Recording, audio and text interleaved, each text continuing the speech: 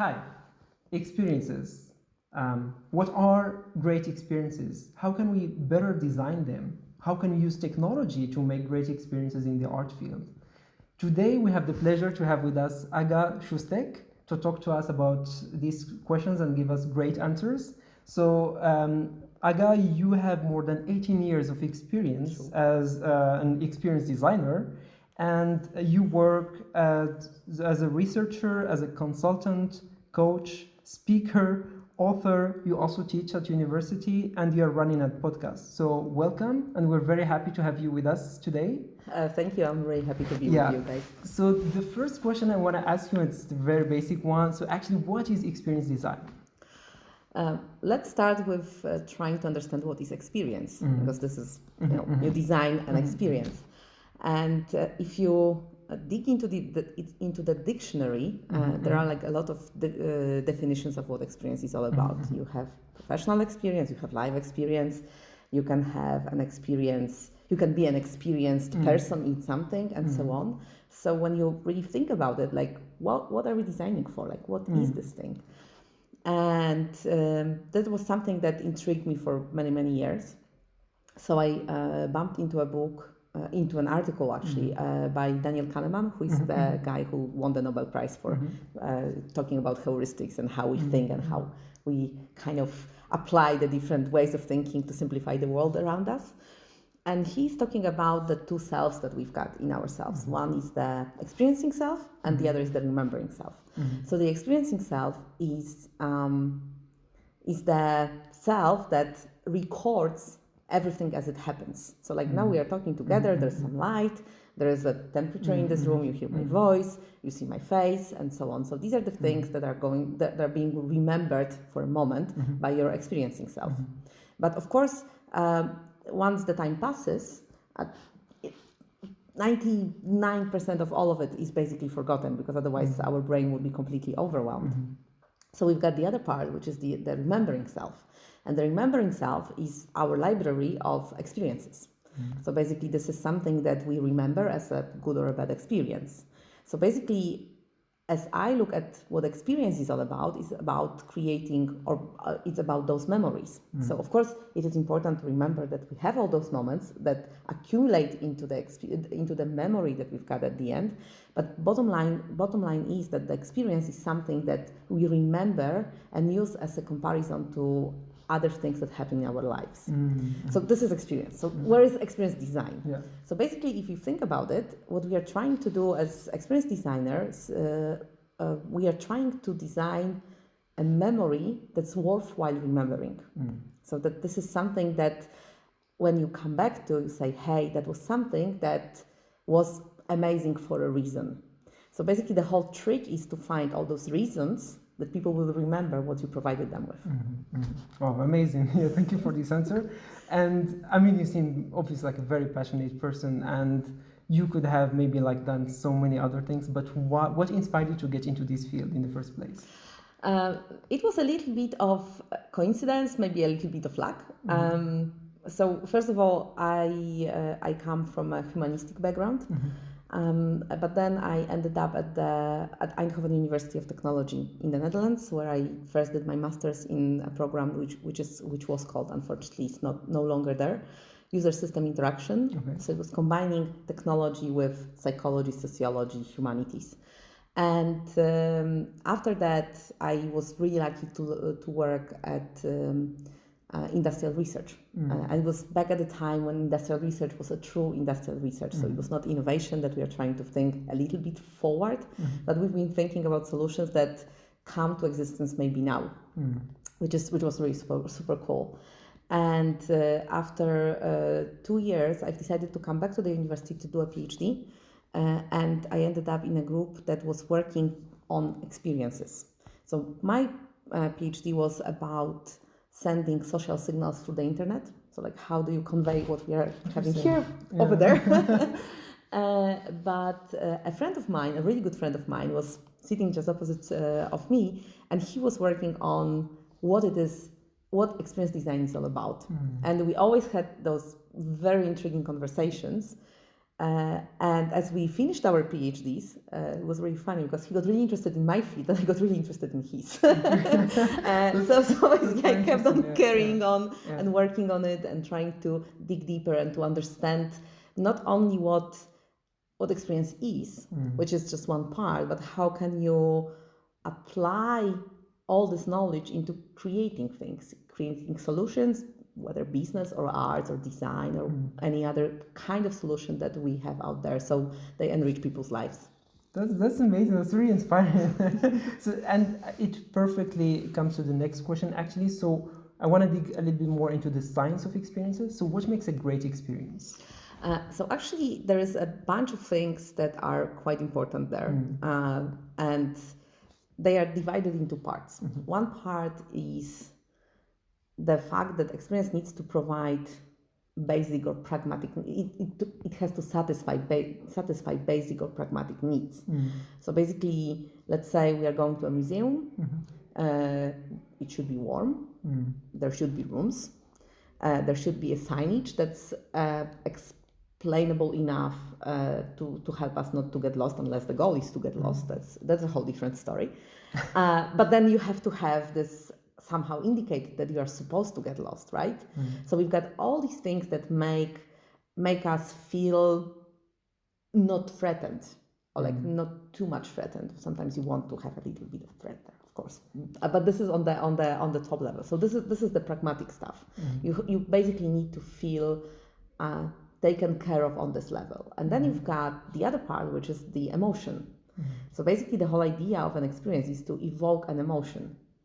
And the whole design is around that, like what kind of emotion you want to evoke in people, and how do you first lead them into this emotion and into the experience, and then get them safely out of it. Because often, unfortunately, we forget about both of these parts, and especially about the last one. Cool. And so you mentioned the museums, and this is like the definition, I guess, for like experiences in general. Yeah. So is there anything specific for art experiences? Anything specific for art experiences? So I think that basically when you let me rephrase it. As much as I've worked with artists, and I mainly work with immersive theater artists or large action role-playing artists or improv artists and performers in that sense. Often the art is an expression of the self. And in that expression, the artists often kind of miss out of what effect the thing that they are doing has on the audience. And I'm not saying that they don't know what they want to express. I'm just saying that if they understood how the audience reacts to what they want to express, they could actually amplify it. They could make their point clearer, stronger, more convincing, more powerful in that sense. And often because the entire process happens very intrinsically or very internally, this link is sometimes missing. So I think that this is the thing that I see as a problem. So there's like an opportunity, the challenge is there. So to understand this dynamic. Yeah, exactly. Okay. And actually this is that all the techniques that the artists could learn from designers, because as designers we are trained to figure out what people want. Sometimes we don't figure out the right stuff. That's another story. But at least we have the techniques to actually get this information out of people and try to translate it or synthesize it into something that can be then used to see whether we achieve the right effect or right result out there. Wow, cool. And I also saw that you work for many years with technology, so designing around technologies. So what are actually your biggest learnings from designing around technologies? Yeah. Actually, when I started, I've been a huge technological optimist. So I believe that technology can solve a lot of problems. That technology can solve a lot of problems, and it is powerful. But with years, I realized that sometimes we tend to get a little bit blindsided by technology. So we think that technology is the answer to everything.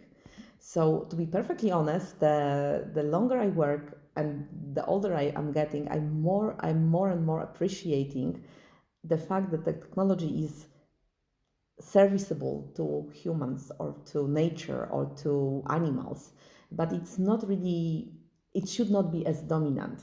Okay. So for me, technology is a beautiful thing as a seamless support for experiences, but sometimes by its what is the word? But the power of its nature, it tends to come too much to the foreground. I don't know if this is very clear what I'm saying, but basically, yeah. So for me, what I'm trying to say is that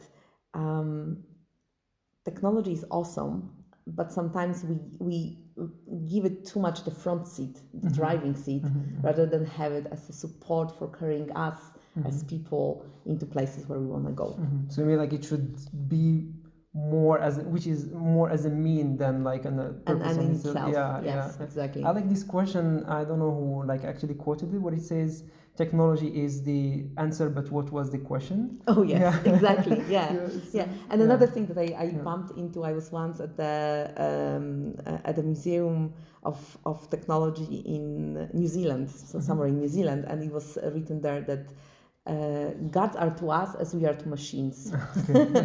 So maybe we shouldn't really switch that role and get the machines to become the gods of us. Yeah, no, I see what you mean. Yeah. So like now we talked about the art, the designing like in art, and also designing with and for, not like for technology, but using technology to design for experiences in general. I want to bridge the two. And what do you think? How can we use actually technology to create better artistic experiences? How can we use technology to create better artistic experiences? Let me think about this one for a moment. Obviously, there is one part of it which is using the. No, let me rephrase it. Technology gives us the power and the space to do expressions that we were never able to do before, and in that sense, it gives an amazing opportunity to create things that will make people think. They will capture their attention, point at problems or questions that we've got there, out there. Actually, for me, art is more about asking questions than giving answers. So this is, in that sense, it's different than technology. But you know, it's interesting because it's an interesting combination of using technology or forcing technology to be the question asker and not the answer giver. So that's the challenge there. I think that in all of this, technology is, someone said like that technology is neither bad or good, it's neither it is neutral. So I think that in a way technology can become and is a powerful tool that can be used by artists for things that are important and worthwhile, as much as it can be used for things that induce fear, induce hate, induce divide between people and things like this. So for me, I think that it is really important to remember that technology is just this, it's just a tool, and that the responsibility for using this lies in the hands of whoever uses it. And I think that, again, sometimes we excuse ourselves because technology gives us an opportunity to do something cool. So we release our responsibility of thinking, is this the right thing to do, to the technology only because something is possible that was not possible before. Yeah, I mean, amazing answer, because the question like is not obvious like that. It's two different fields, but they are all like the middle ground is experiences. So yeah, thank you for this answer. Yeah, before we finish, actually, I would like you to give an advice to the many startups and also anyone who wants to design experiences in the art field using technology. I mean, you have like such an extensive experience. You saw so many mistakes. One of them, as you said, like trying to force technology. So what can you advise, especially like innovators who want to use technology to design experiences, and particularly in the art field? Yeah.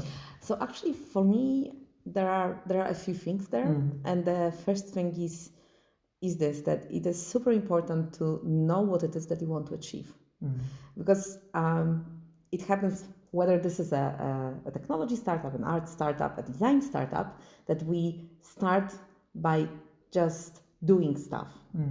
And I strongly recommend that it's worthwhile to sit for a moment and think before getting your hands into designing stuff. And again, like I'm absolutely not saying that you should plan for like 2 years and then like do something and release and do all those mistakes that people for decades were doing before. But often what I notice is that it's almost non-fashionable to have a vision or to define where you are going. But the thing is that this is like fooling yourself, because the vision is there. It's just unexpressed. So it's good to have it expressed, because often it becomes really powerful and gives you a direction of how you want to do things and what you don't want to do. So this is one thing. The other thing is that, and this also comes from experience, and I could talk about a number of projects that made me aware of this, is that sometimes technology is not the answer. Sometimes there are much simpler means to solve certain problems than technological solution. And as much as technology empowers and is enabler for doing many things, sometimes we get blind to any other solution that's not technological when we are trying to solve something. So this is the second thing. And the third thing is that technology invites you to add more. So we've got more solutions, more things, more features, more. And we kind of forget to cut things off from our solutions. So my third recommendation would be to, when you are designing something and you're rethinking your concept, think of what you would like to let go of. And actually simpler solutions, simpler especially on the user interface level. I'm not talking about the complexity which is underneath, technological or otherwise. But when you make things simple and powerful, people remember them. And the bottom line for me in all of this, what I'm saying is that you have to become an outlier in one way or the other. So think, what kind of outlier would you like to be, and just go there. That's amazing. Thank you. Thank you so much. You heard it. So try to think before you start, like designing with technologies, be an outlier and look for simplicity. Thank you so much, Aga. Thank you. I hope you enjoyed this, and talk to you next time. Yeah.